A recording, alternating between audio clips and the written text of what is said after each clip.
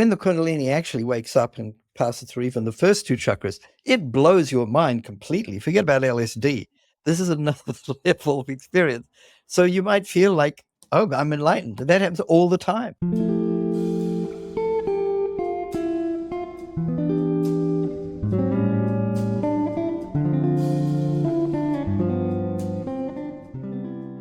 Hello, everybody. Welcome to another episode of Onion Soup. And today I'm really excited to have our guest on, Mr. Dada Neil Ananda. How are you doing? Hi. Thanks for inviting me, Dexter. Thank you for coming on. So, I really want to dive into a lot of your work because you really just wrote the book on meditation. So, can you start with how you got ordained as a yoga monk and writing books on meditation? Well, I wrote a book on meditation. There are a lot of books on meditation. So, yeah, I grew up in New Zealand and I had no idea that I was going to end up doing this through most of my childhood and adolescence. But when I was about 19, I had a very kind of life-changing spiritual experience, a kind of epiphany, and I became very interested in yoga, started reading all the books on it, and I read one of the very influential books I read was Autobiography of a Yogi Mhm. by Paramahansa Yogananda, a very famous book. And I read that and I thought, I want to be that guy. So I was really into it. So I was fortunate enough to meet a monk, actually from a slightly different order, but it's related to Yogananda's tradition. And I learned meditation, and before I knew it, I was in Australia, sort of doing a kind of intensive training there. I was only 20 by this point, and then by the time I was 23, I went to India and to do the sort of full training and Nepal actually. And the training is pretty interesting. It wasn't that long. Like altogether, it was really only about 8 months. But when we're there, we're meditating 6 hours a day, living very simply. We have no money. I mean, it's like I had one pair of shoes, and when somebody stole them, I had no shoes for a while, and we're eating, very basic food. But my mind was so peaceful, and we were studying a lot of sort of Sanskrit scriptures and all these, we're doing yoga every day. And one thing I noticed is that during that period when we were doing so much meditation every day, my concentration was incredible. And I would read these like difficult scriptures, and it was like reading a novel. It was super easy. I never had such focus. And I realized that intelligence isn't just it's not something you're just born with. It's sort of how well you use your mind. And if you're really focused, your mind is much more capable. Mm. It's much more powerful, essentially. So I found, yeah, it was a really great experience. The last week, you live as a beggar, Oh, wow. and when you're allowed to sleep at our training center, but you go out and you beg for your food, and you're not allowed to speak to anybody, so they don't know what's going on. Here's this white guy in Kathmandu, in the sort of hills around Kathmandu, wandering from door to door, begging, saying some Sanskrit phrase, and we're not allowed to explain ourselves, or if we do, we're not allowed to accept anything from that person. So Mm. it was really cool, but it was a great feeling. I remember the first day of this one week, I went out and I was walking along the road, just had this 2 cloths and a begging bowl, bare feet, and the Himalayas were in the distance, Mm. and it felt great. I felt incredibly free. Mm. Wow, that's beautiful, honestly. I haven't really heard of what the full journey, what the full process is like. So when you first got started, how hard was it for you to really just leave your life behind and go into this really simple life? That's a perceptive question. It was hard. Yeah, New Zealand's a nice place to grow up. I had friends, I had my university, I had my family, and all these things I wanted to do. I wanted to become a professional musician, but I just felt called. I felt like I love this, but I want this more. It wasn't just wanting, it was like I felt this was my kind of destiny. I felt like I had no choice. I couldn't live with myself if I didn't take this opportunity, and it was super hard. mm. But as the years passed, it became better. And looking back, best decision of my life. Wow. So when you're going through this journey, this process, 'cause I really wanna dive into it. Mm. When, you're getting started, I understand it's challenging when you first get started, and you say that you had a sense of peace when you were reading the scriptures. How long did it take you to get from within that 8-month time period, to get from, "Okay, I'm here and I am happy that I'm doing it," but to really feeling the energies around you and to really start to embody the scriptures that you were reading? Well, it wasn't an 8-month process. This was part of, by this point, it was like year 4. Oh, And so there isn't any point where you say you've arrived. I mean, it's an ongoing journey. It's not, people. I remember my one of my best friends and I. He got into meditation as well, and we were chatting, and we'd been reading all books on Zen and Buddhism and yoga philosophy, and I remember I asked him. I said, "This enlightenment thing, how long do you think it's going to take?" And he says, "Oh, I reckon about 5 years." I said, "Really? I thought it would take at least 10." Okay. I mean, looking back, I really can't help but laugh because I have no idea I mean, I know the theory better than most, but I don't know what enlightenment is. It's something else down the road. Who knows?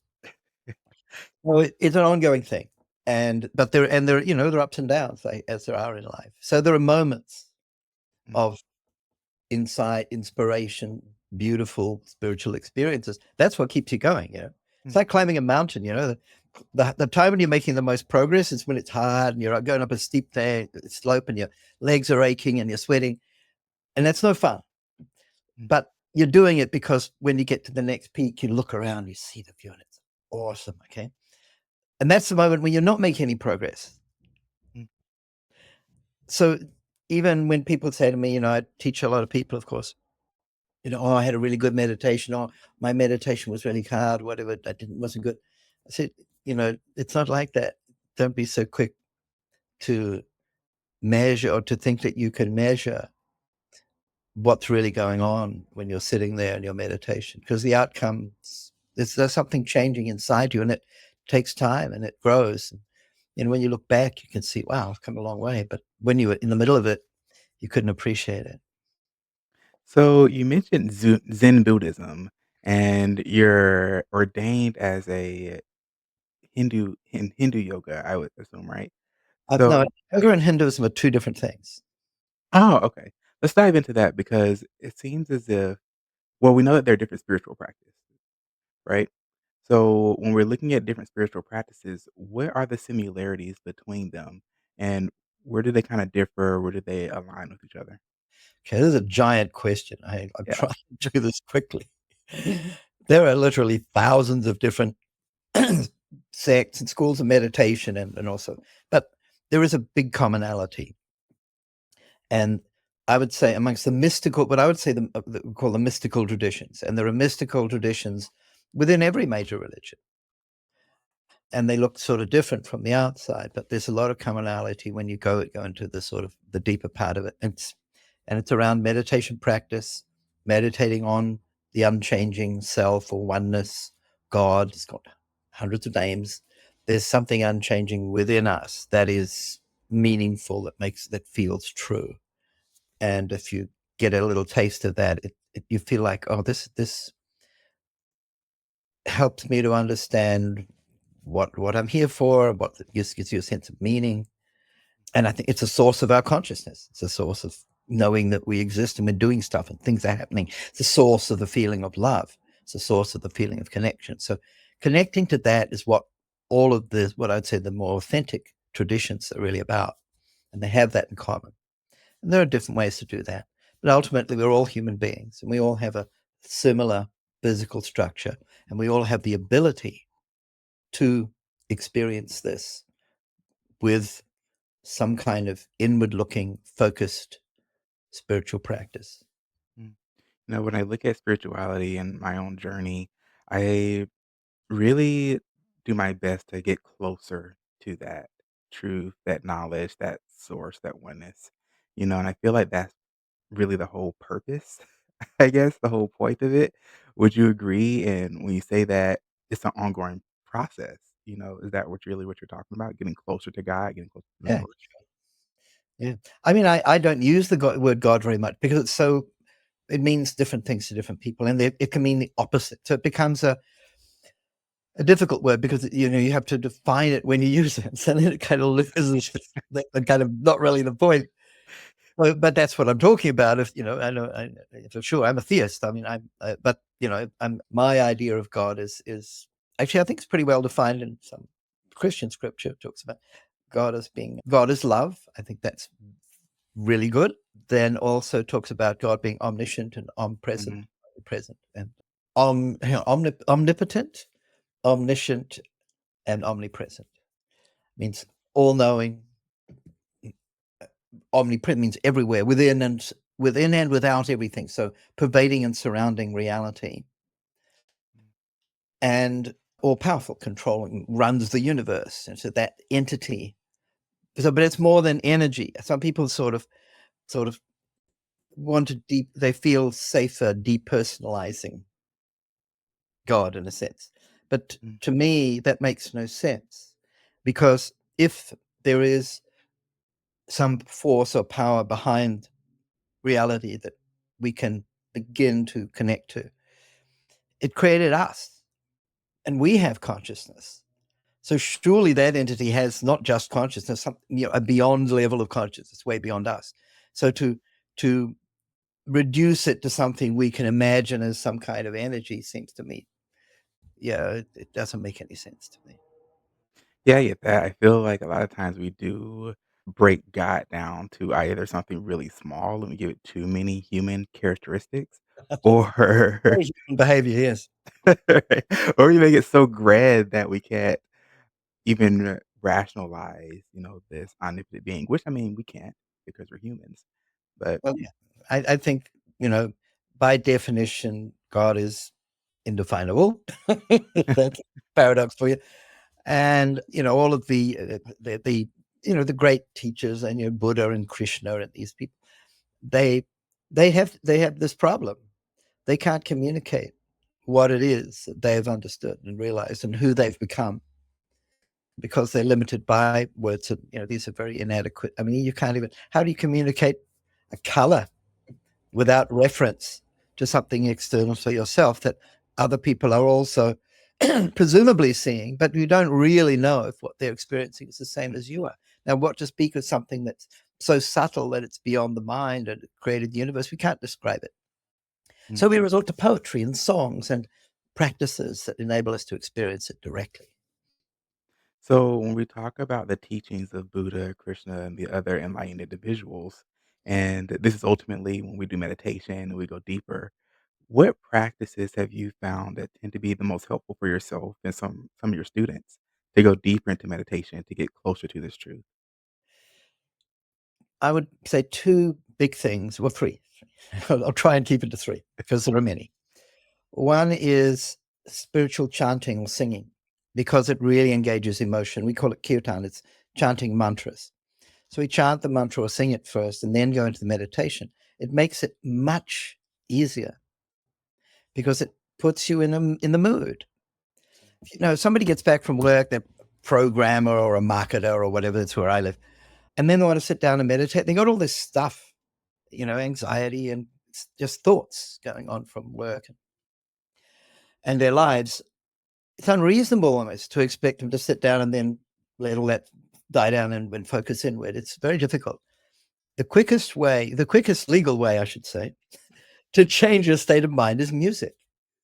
Mm, It's incredibly powerful.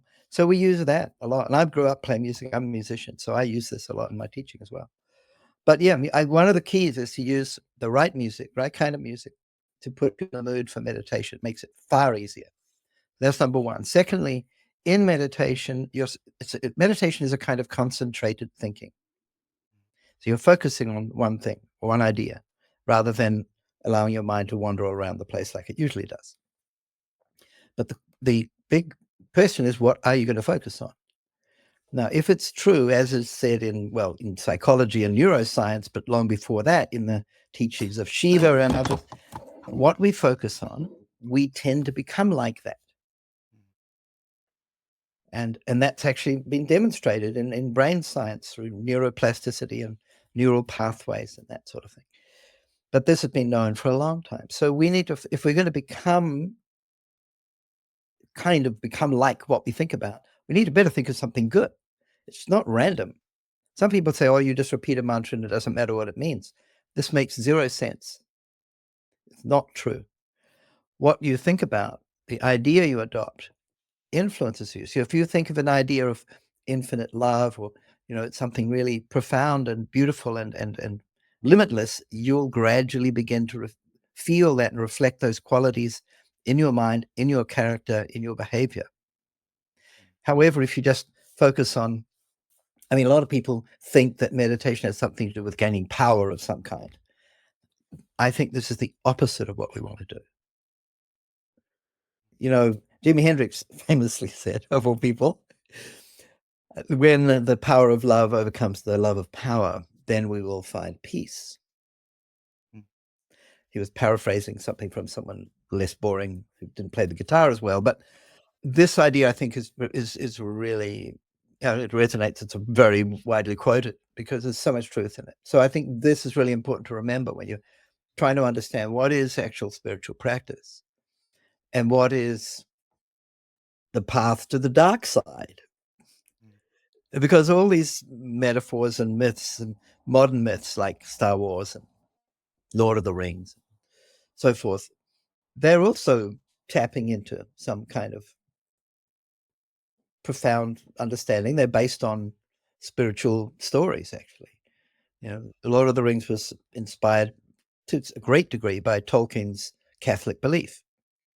Star Wars was inspired very much by the teachings of Joseph Campbell, the great mythologist, who talks about the hero's journey, and they're basically saying all these myths are about the spiritual journey. They're about the journey to enlightenment. And on that journey, there are temptations, and one of them is power. And as you cultivate your own control of your mind, you cultivate your ability to focus and concentrate, you're able to influence people. You're able to understand things that you couldn't otherwise. And that's a kind of power, and it can be easily abused. It's extremely corrupting. So we have to be very wary of it. So if you focus on love, the idea of infinite love in your meditation, protects you from that. It means you're pointing yourself in the right direction. You're not going to get caught up in these lesser things, really. But the third piece is, don't allow this to become a self-centered practice. That would spoil the whole point, is to become all loving and kind and good. It means you've got to do something. So service is a huge part of what I think enables people to improve their character, get to know not just the world, but get to know themselves better, because it's difficult finding ways to really help people and to help the world. But that difficulty is a challenge that helps you to improve yourself and grow. So I think it's really important to balance your meditation practice with some sort of really meaningful service to the world. Mm. When we look at control and power and taking gratitude and glorification is the word I was looking for, glorification in one's acts and doing service to others, does it ever occur or happen where people do things to help others purely out of self-fulfillment and they're not necessarily doing it for the other person? Is that counterintuitive to the process? No, it happens. People, you know, the, I go to a university and there's some big, beautiful building and it's got somebody's name on it. Mm, This was done by some alumni who made $1 billion. If they were really doing service, they wouldn't want to put their name on it.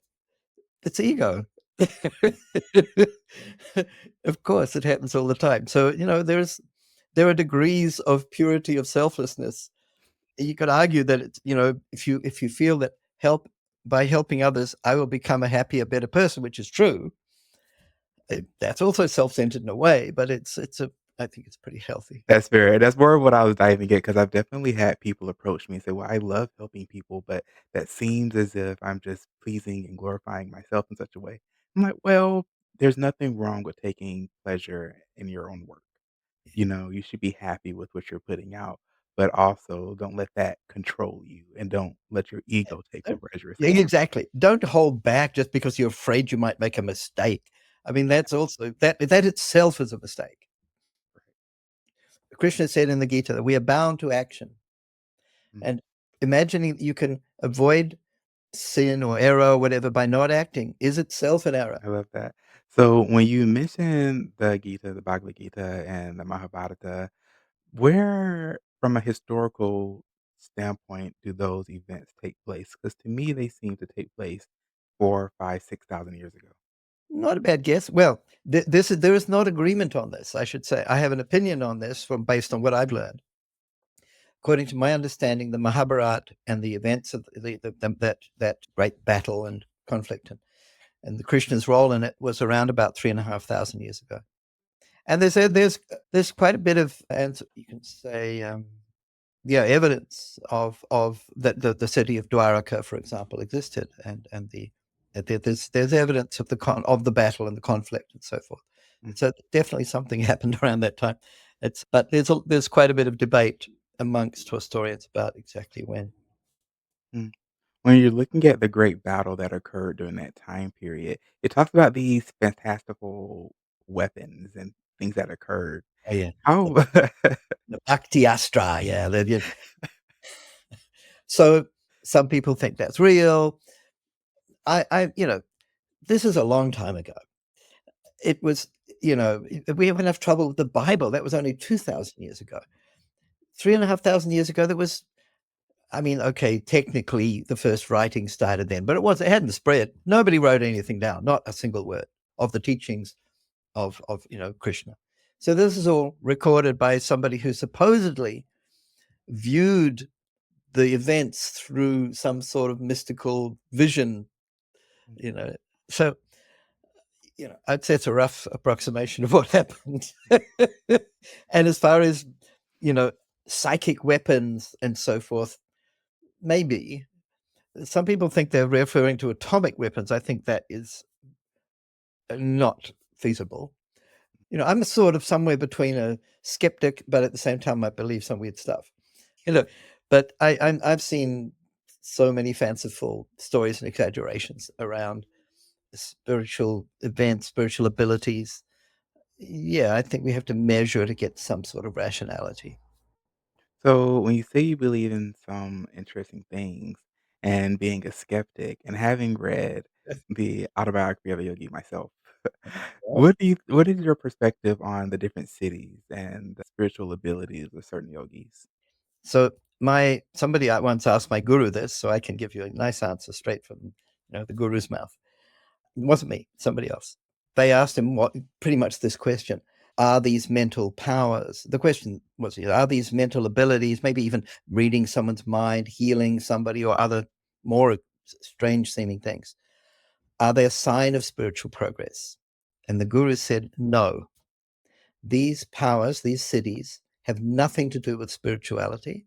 They are mundane. And the only measure of spiritual attainment is the periphery of your love. Mm.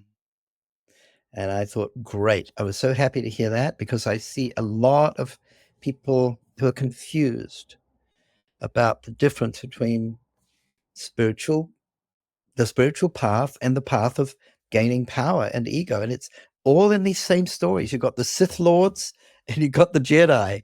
You've got Gandalf and you've got Saruman. We've been warned about this 1,000 times. And those, of course, are, they're fantasy stories, but they're based on mythology. They're based on the ancient teachings that have been warning us against our own ability to become corrupted by power. Wow, that actually brings to mind when I was reading The Secrets of the Golden Flower, and it talks about how to do proper meditation, but it also gives you this idea. If you start seeing false bodhisattvas, if you start hearing voices and you start believing that you have certain abilities, you're really just a few steps away from what spirituality really is. You really have to start to open your eyes and center yourself and see that, no, that's the path to power, as you were saying, that's the path of Yeah. corruption. And I mean, This is what Jesus was talking about in his battle, his spiritual battle in the desert, his 40 days. He had the opportunity. He obviously had tremendous mental abilities, psychic abilities, but he was tempted by the devil, which is, it's a metaphor for himself, his own ego. Buddha went through a similar thing. This is real, and it doesn't stop when you're halfway there. This is all the way. Yeah. So when we look at abilities such as or individuals such as Jesus, Buddha, and current individuals around the world who have healing abilities and use things such as Reiki, how much of that is about the powers along the way of this practice? Or, how much is it about healing others? Because Jesus healed plenty of people. Jesus knew what he was doing, Mm, so he had a kind of license. Most people don't, in my opinion, because my guru talked about this, and he also healed people on occasion, but generally, he would tell them, "Okay, this is what's wrong with you. I will." Occasionally, he would do it. He would say, "I'll heal 90% of it, but you have to make this change in your lifestyle. You have to give up eating junk food or whatever it was, smoking cigarettes or not exercising to complete the healing," because he knew that the cause was lifestyle. It was a big factor. So he would occasionally intervene, but he discouraged it very much because he said, it's very, very easy to get trapped in this. mm, And I've met lots of people who think that they have some sort of psychic power and stuff, and you can see it, that it's gotten a hold on them. mm, So I think it's risky. Now it's a fine thing because I do think it's probably legit as a means of diagnosis, mm, as in acupuncture, Ayurveda. They'll take your pulse, and part of it's intuition. They're understanding what's going on, partly through the method, but it's really a mechanism for their intuition to kick in. And I mean, I've had people tell me incredible stuff about my entire medical history just from mm, feeling my pulse. This is some sort of mental ability. So in diagnosis, I think it seems to be okay, but in actual healing, I'm very wary of it. Interesting. So it seems more like looking at certain medicines such as acupuncture, acupressure, Ayurvedic therapy, they were looking at inviting the natural world in order to do our own healing and not relying on another person or external force to heal something that we can do for ourselves. I think that's a good principle, yeah, and that's also something that my guru talked about. He said, "Look, it's one of the principles. One is, of course, how your ego can get trapped in this whole thing of feeling that you're Mm, special. That's super easy to happen. But the other thing is the utilization of different types of energy and the kind of mental energy it takes to develop those powers." He said, this is very precious, and it should be applied to your spiritual practice and pursuing your spiritual goal, not to this mundane purpose." mm.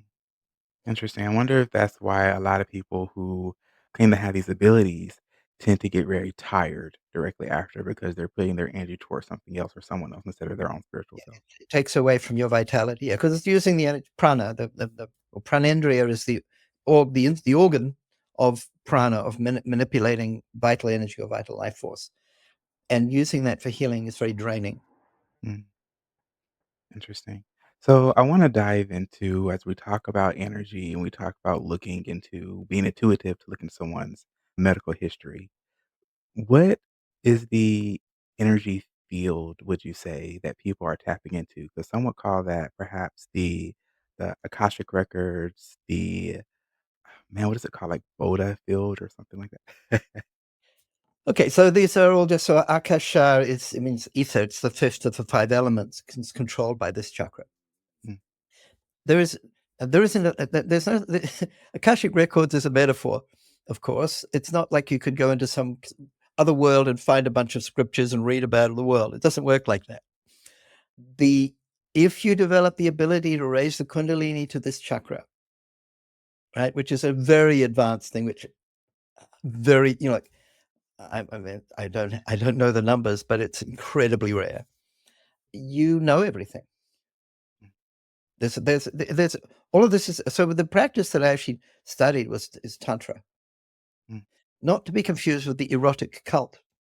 That's created a lot of confusion. But tantra is about is the ancient system of managing energy, the energy of prana, and using it for spiritual practice. So the tantric yogis of ancient India, they developed these techniques of mantra and jantra visualizations and different breathing, these different techniques to manage the energy of the body and the mind and use it to purify and perfect the mind, right? mm, So these kind of abilities sometimes come along with, your advancement, your control of your mind, your control over this energy, and particularly your control over the Kundalini, which is this, you know what it is, but I'll explain for the listeners. It's, you can say, the sleeping spiritual potential in the individual. It's sort of like, it's represented as a coiled serpent, coiled 3.5 times at the base of the spine. It's not, you're not going to cut open someone's spine and find a snake sleeping there. It doesn't work like that.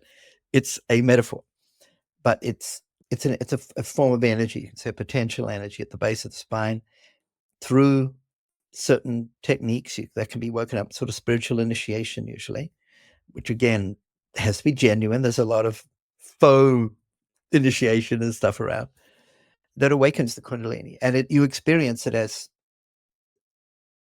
beginning to you witness, you feel the presence of the divine.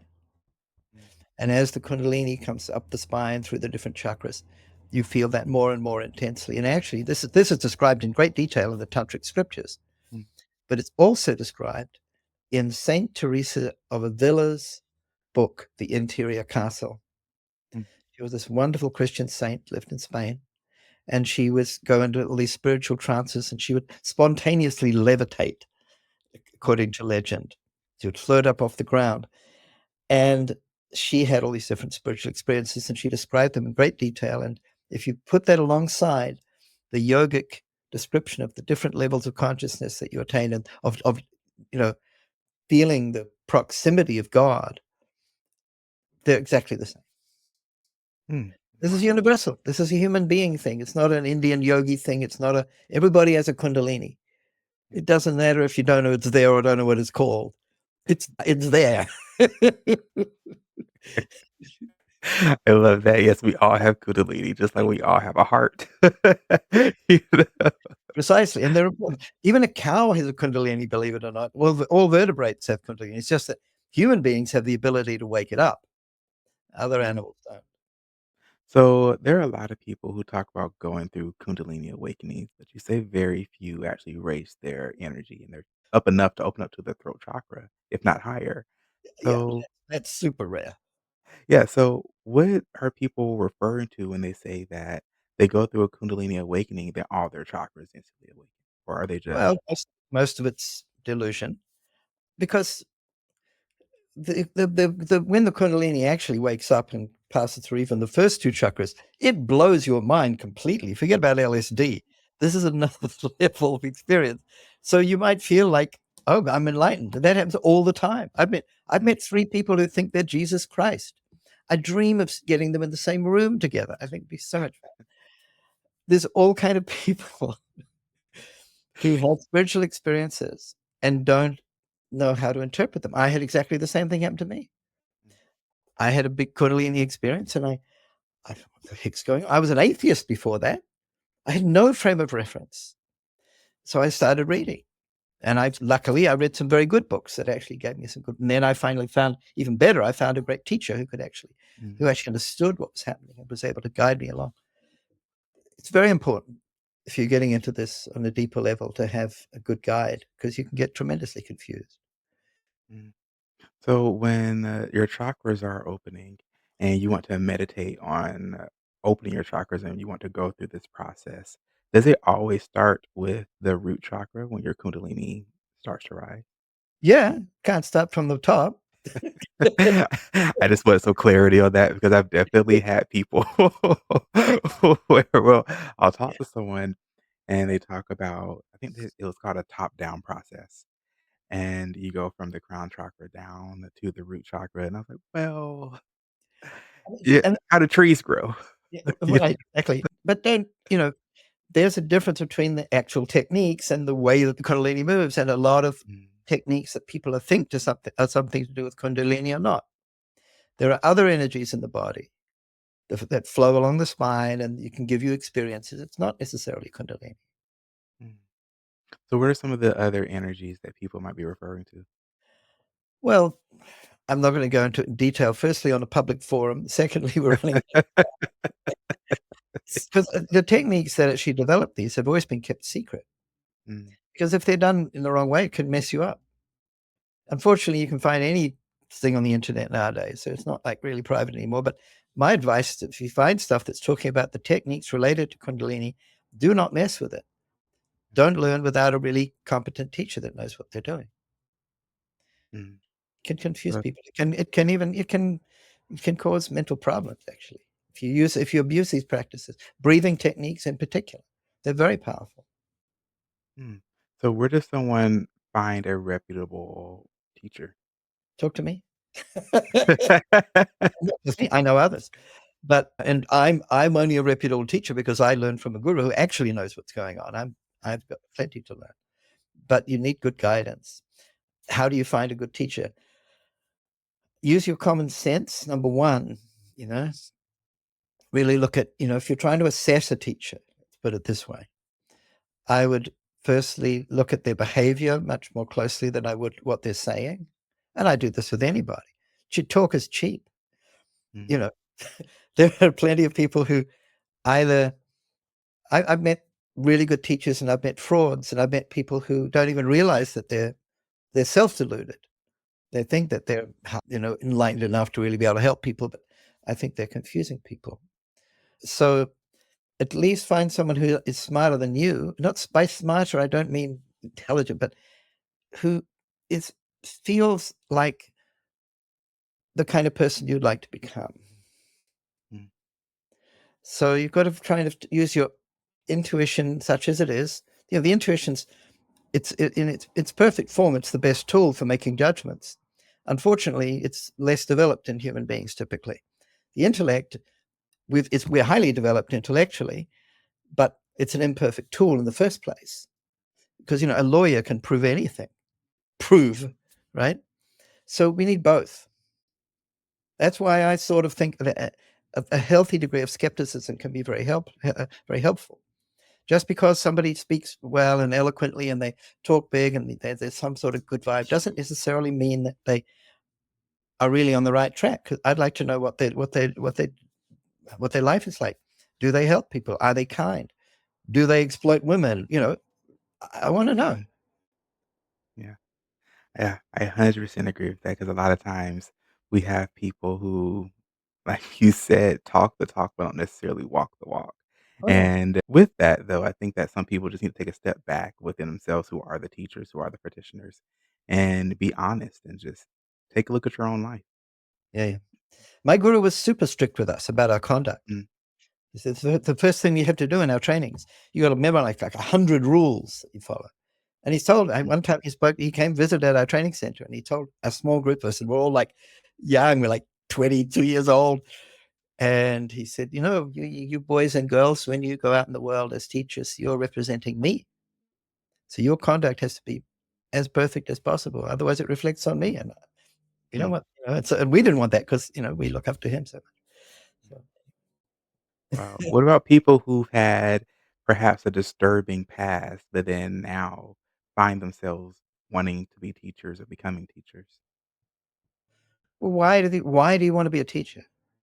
Is the first question I would ask somebody. First, be a student. You didn't start off by being a teacher. Better, honestly.